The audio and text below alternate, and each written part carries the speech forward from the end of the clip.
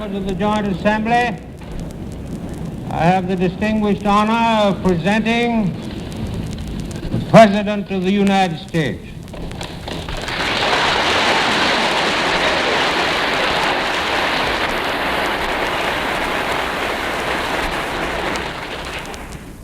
Mr. Vice President, Mr. Speaker, members of the Senate and of the House of Representatives,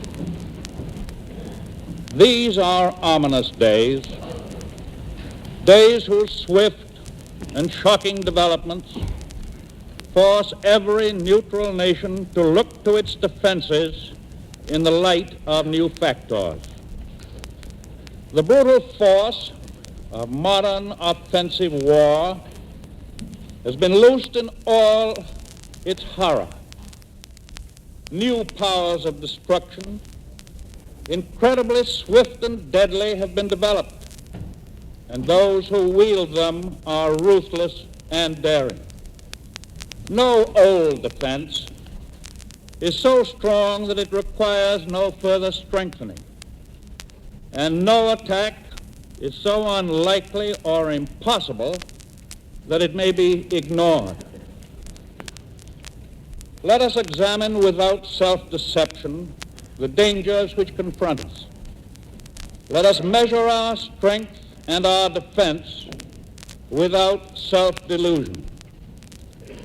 The clear fact is that the American people must recast their thinking about national protection. Motorized armies can now sweep through enemy territories at the rate of 200 miles a day.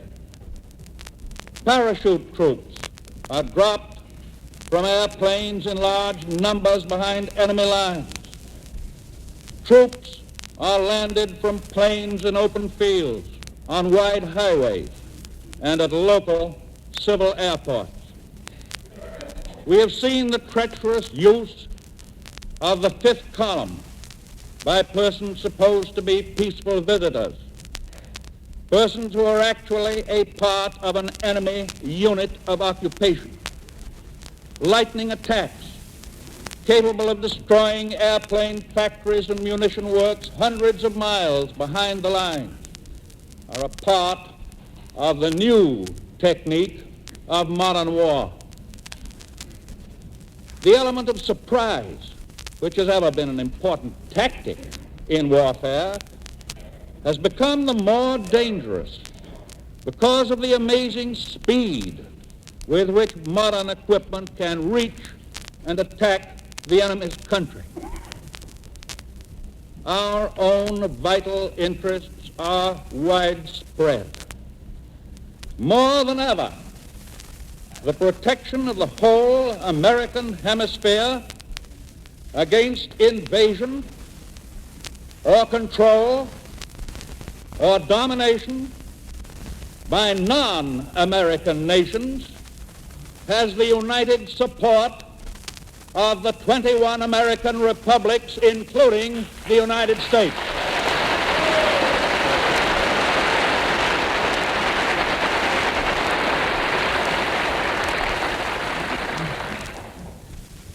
And more than ever in the past, this protection calls for ready-at-hand weapons capable of great mobility because of the potential speed of modern attack. Let me analyze for a moment. The Atlantic and Pacific Oceans were reasonably adequate defensive barriers when fleets under sail could move at an average speed of 5 miles an hour. Even in those days, by a sudden foray, it was possible for an opponent actually to burn our national capital. Later, the ocean still gave strength to our defense when fleets and convoys propelled by steam could sail the oceans at 15 or 20 miles an hour. But the new element, air navigation, steps up the speed of possible attack to 200, to 300 miles an hour. Furthermore, it brings the new possibilities of the use of nearer bases from which an attack or attacks on the American continents could be made. From the fjords of Greenland, it is 4 hours by air to Newfoundland, 5 hours to Nova Scotia, to New Brunswick, to the province of Quebec, and only 6 hours to New England. The Azores are only 2,000 miles from parts of our eastern seaboard. And if Bermuda fell into hostile hands, it would be a matter of less than 3 hours for modern bombers to reach our shores. From a base in the outer West Indies, the coast of Florida could be reached in 200 minutes. The islands off the west coast of Africa are only 1,500 miles from Brazil.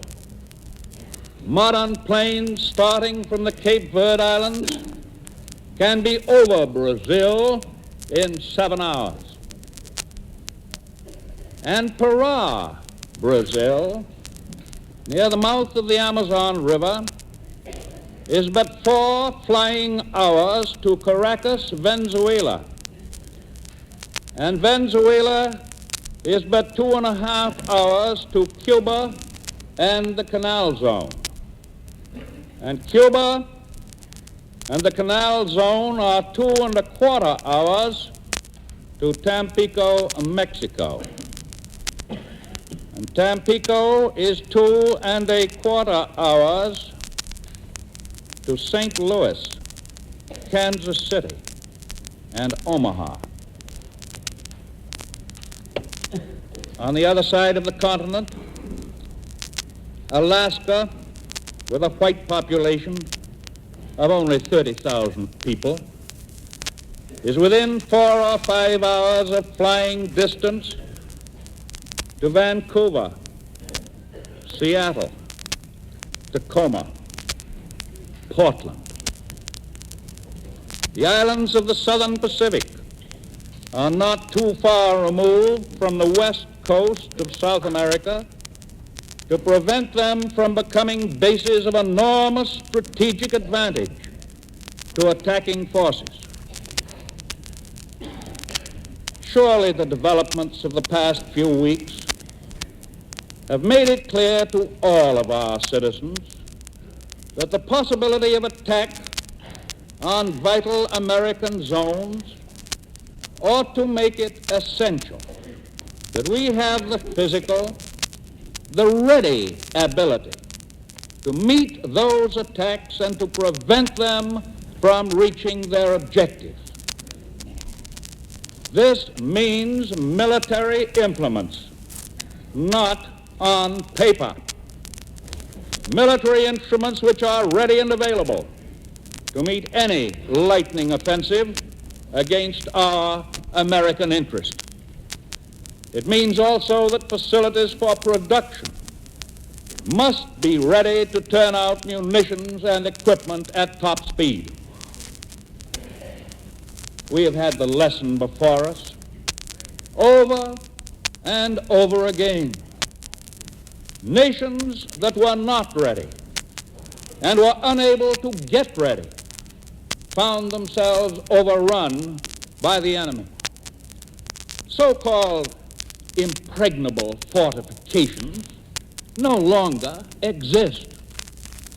A defense which allows an enemy to consolidate his approach without hindrance will lose. A defense which makes no effective effort to destroy the lines of supplies and communications of the enemy will lose. and effective defense, by its very nature, requires the equipment to attack the aggressor on his route before he can establish strong bases within the territory of American vital interest.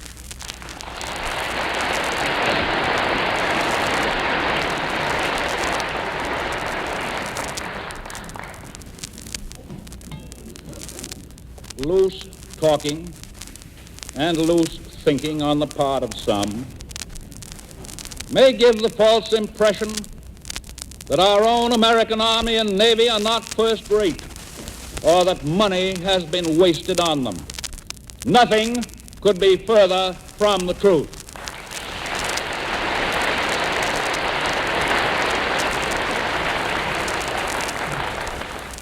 Here are facts. In recent years, the defensive power of our Army, Navy, and Marine Corps have, as you know, been greatly improved. The Navy is stronger today than at any time in the nation's history. Today, also, a large program of new construction is well underway. Ship for ship, ours are equal to or better than the vessels of any foreign power.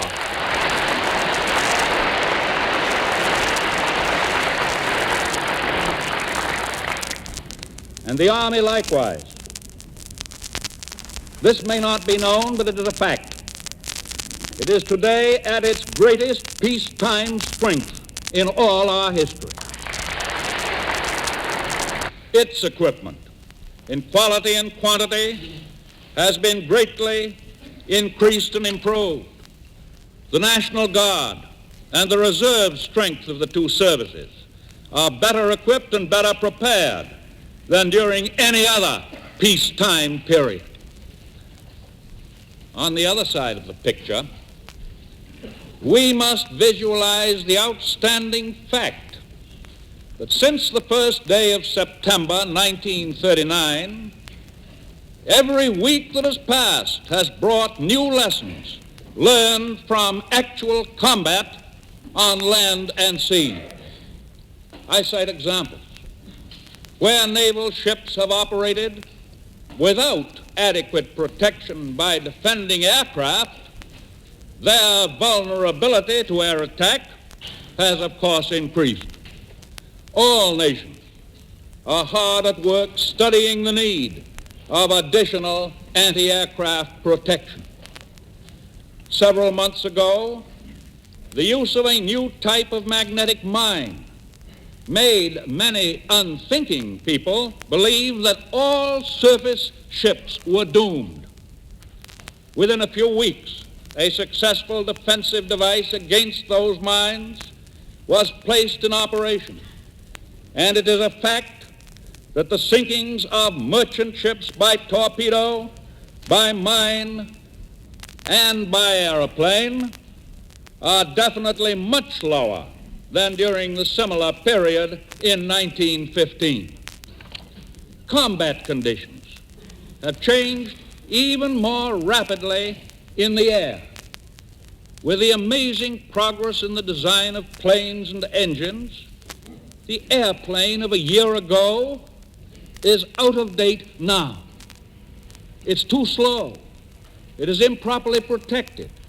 It is too weak in gun power. In types of planes, we are not behind the other nations of the world. Many of the planes of the belligerent powers are at this moment not of the latest models.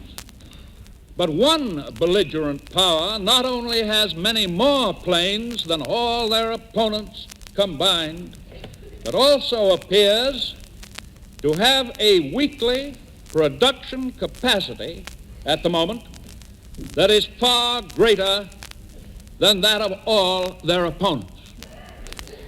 From the point of view of our own defense, therefore, great additional production capacity is our principal air requisite. For the permanent record, I ask the Congress not to take any action which would in any way hamper or delay the delivery of American-made planes to foreign nations which have ordered them or seek to purchase new planes.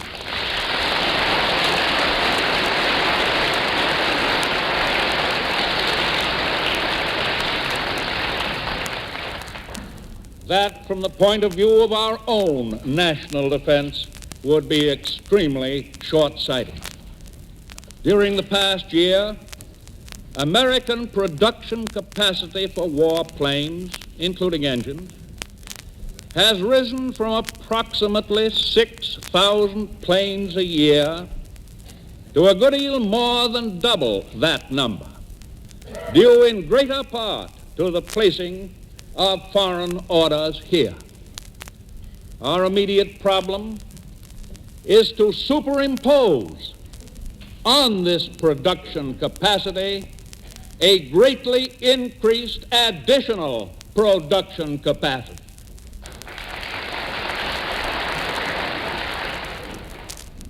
I should like to see this nation geared up to the ability to turn out at least 50,000 planes a year.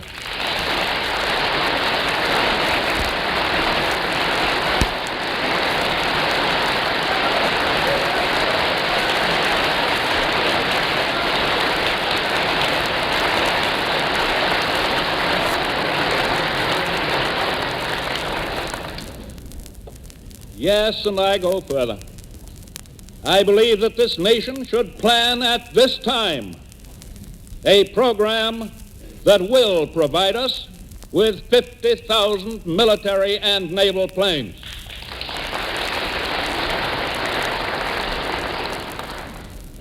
The ground forces of the Army, they require the immediate speeding up of last winter's program to procure more equipment of all kinds, including motor transport and artillery, tanks, anti-aircraft guns, and full ammunition supplies.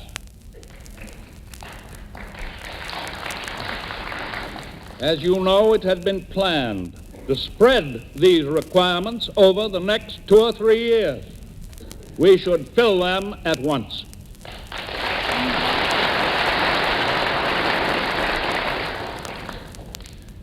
And so, at this time, I am asking the Congress immediately to appropriate a large sum of money for 4 primary purposes.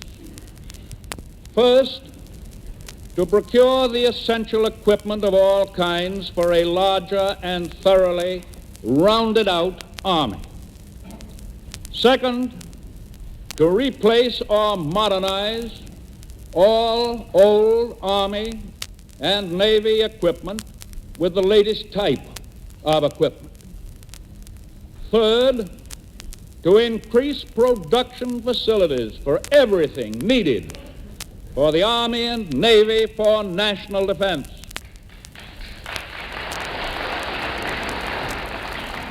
For it is clear that we require the ability to turn out quickly infinitely greater supplies. I ask for an immediate appropriation of $896 million.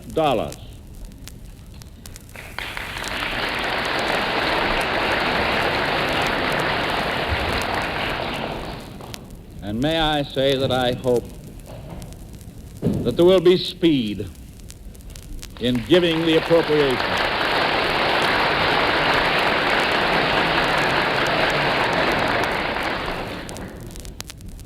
That sum of $896 million of appropriations I would divide approximately as follows. For the Army, $546 million. For the Navy and Marine Corps, $250 million. To the President to provide for emergencies affecting the national security and defense, $100 million.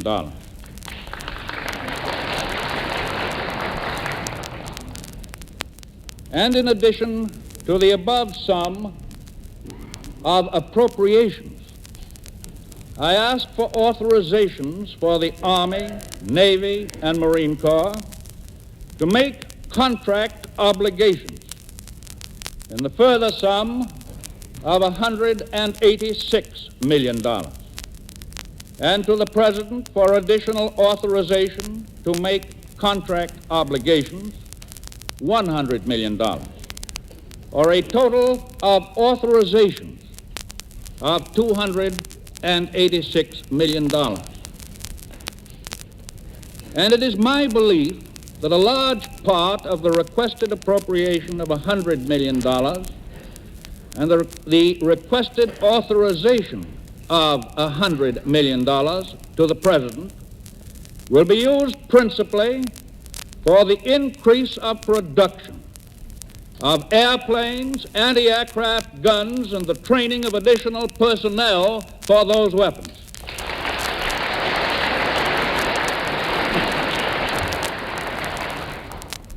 And may I point out that these requests for appropriations and authorizations would, of course, be in addition to the direct estimates for those purposes in the other items that are requested. The proposed details of the appropriations and authorizations asked for will be given to the committees of the Congress. The estimates do not, of course, duplicate any item now in the pending War and Navy appropriation bills for the fiscal year 1941. Nor do they include supplemental or deficiency estimates which may become necessary by reason of pending legislation or shortage of funds under existing legal programs. There are some who say that democracy cannot cope with the new techniques of government developed in recent years by some countries, by a few countries which deny the freedoms that we maintain are essential to our democratic way of life. That I reject.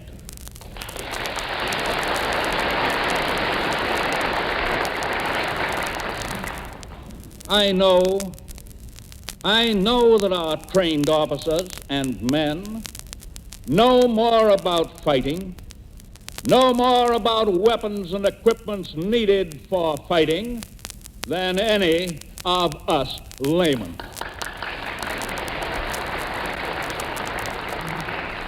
And I have confidence in our officers and men. I know that to cope with present dangers, we must be strong in heart and mind, strong in our faith, strong in the faith in our way of living. I, too, pray for peace, that the ways of aggression and force may be banished from the earth. But I am determined to face the fact realistically that this nation requires also a toughness of moral and physical fiber. Those qualities, I am convinced, the American people hold to a high degree.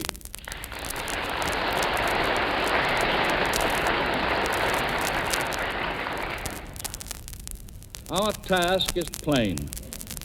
The road we must take is clearly indicated. Our defenses must be invulnerable, our security absolute. But our defense as it was yesterday, or even as it is today, does not provide security against potential developments and dangers of the future. Defense cannot be static. Defense must grow and change from day to day. Defense must be dynamic and flexible, an expression of the vital forces of the nation and of its resolute will to meet whatever challenge the future may hold. For these reasons, I need hardly assure you that after the adjournment of this session of the Congress, I will not hesitate to call the Congress into special session if at any time the situation of the national defense requires it. And the Congress and the Chief Executive constitute a team where the defense of the land is concerned.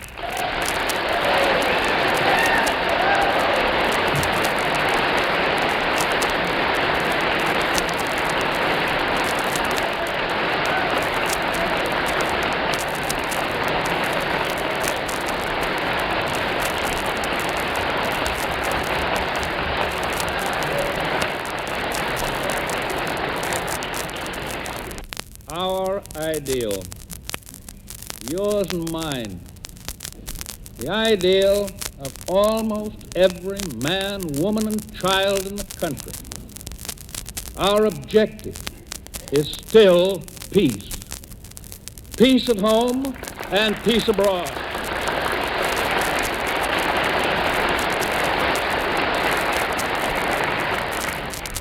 Nevertheless, we stand ready not only to spend millions for defense, but to give our service and even our lives for the maintenance of our American liberty.